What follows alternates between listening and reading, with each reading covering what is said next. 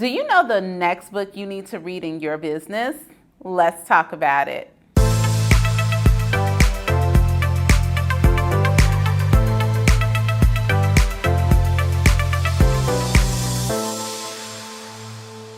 Hey everybody, it's Rosemary Lewis, your real estate bestie, and today I am going to share with you the book that I read this year that has been a game changer already for my business and is helping me to reset my intentions now that we are midway through the year. But before we get into it, y'all, this is what I need you to do.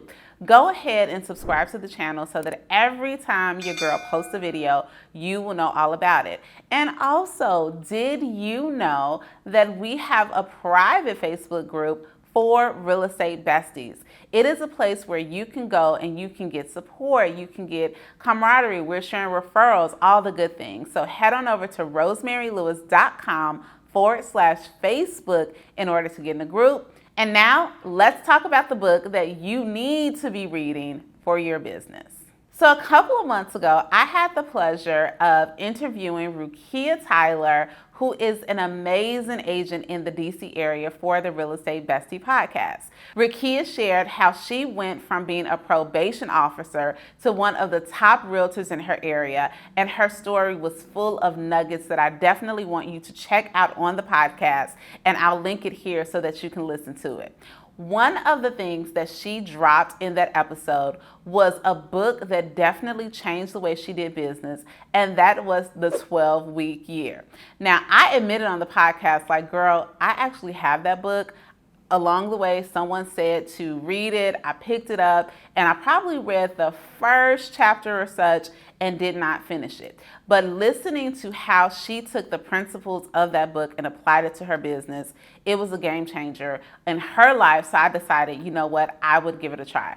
So my team and I, we went through and we read The 12-Week Year, and I have to agree wholeheartedly is that it changed the way that I am approaching my goals, and I have found myself to be way more productive instead of just being busy by applying the principles from the 12-week year.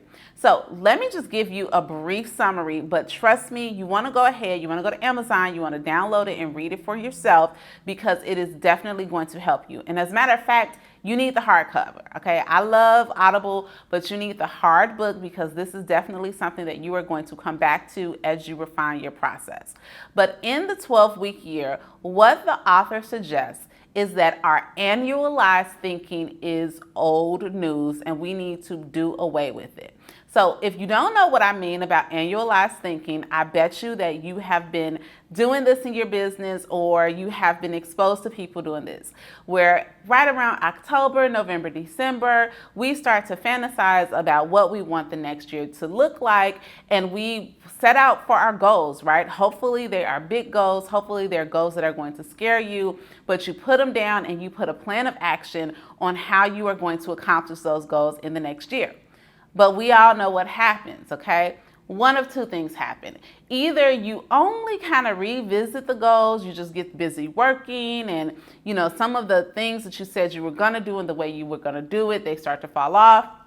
And you might revisit it every quarter, but a lot of people, right now we're in the middle of July, a lot of people are looking now saying, oh my goodness, where did the first half of 2023 go?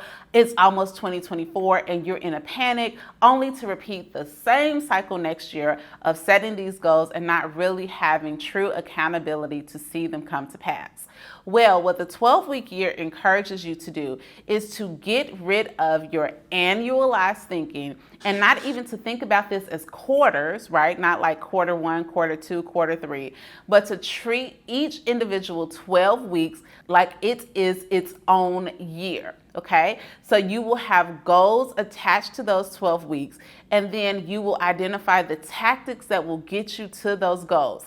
Since we are talking about a much shorter period of time, we don't have all of this lag time, right? We don't have time to get warm and get our feet wet. You really have to get in there in those 12 weeks in order to accomplish the goal, or guess what? It's not going to happen. And newsflash, it might not happen, right? But when we are reviewing and when we're looking at our things on a weekly basis, and then we're looking at the overarching goal every single 12 weeks, it gives more opportunity for feedback so that we can tweak as we go along to become better, as opposed to looking at it at the end of the year. This book, y'all, has been a game changer for me because it has made me to stop focusing on the big number. And I'm not just talking real estate, right? It could be a big number on the scale, or actually a small number on the scale I want to see. It could be, how much money I want to save. It could be how much time I want to spend with friends and family. Instead of that just being kind of something hanging over my head, I am consistently looking at what activities, which the book calls your tactics, what are the things that you are doing every single day to move you closer to that goal? And then you have an opportunity to invite some accountability into your space so that you can really identify what is working, what is not, and change course or dig in deeper before you're at the end of the year.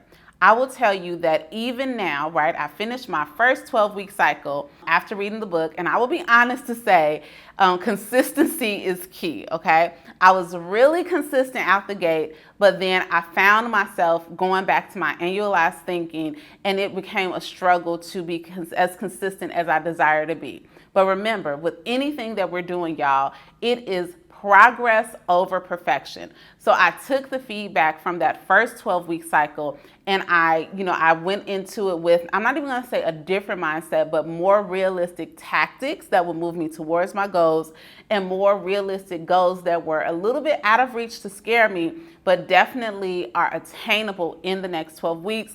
And I am ramped up and I am ready to go. So I was thinking, y'all, this is a great time to tell you about this book, because I know that a lot of you all are looking for a reset, right? You found yourself halfway of the year is gone, and either you're sitting on the side of the fence where you are pretty proud of what you've accomplished so far, and you feel like it's time to take your foot off the gas and coast. I've been there. Or maybe you feel defeated. Maybe you feel like this market is too hard, or just things are too rough right now. Maybe you should just already throw in the towel and think about what you're going to do next year. I'm telling you, no matter where you fall, okay, in this part of the year, go ahead and get the 12-week year and really dig in and see if the principles of the book will help you along the way. And if you are really looking for other tips, and I actually shared on the podcast a little bit more about what my reset at this part of the year looks like, I want you to check out episode number 64 of the Real Estate Bestie podcast, because I go really deep to tell you how life has been lifing, but how in spite of that, I am really, really using the principles of the 12-week year in order to help me not have that sad face on December 31st because I didn't accomplish what I set out to accomplish this year. So I hope that you will join me in reading and applying the 12-week year, and I can't wait for you to get in comments and tell me all about how it's working out for you. Now, if you made it to the end of this video and you are not subscribed to my channel, like, friend, what are you doing with your life? Go ahead and subscribe, and actually hit that notification bell so every time I post a new video, you will know all about it. Can't wait to see you either here on YouTube or on the podcast or in the Facebook group. Talk to you soon, bestie.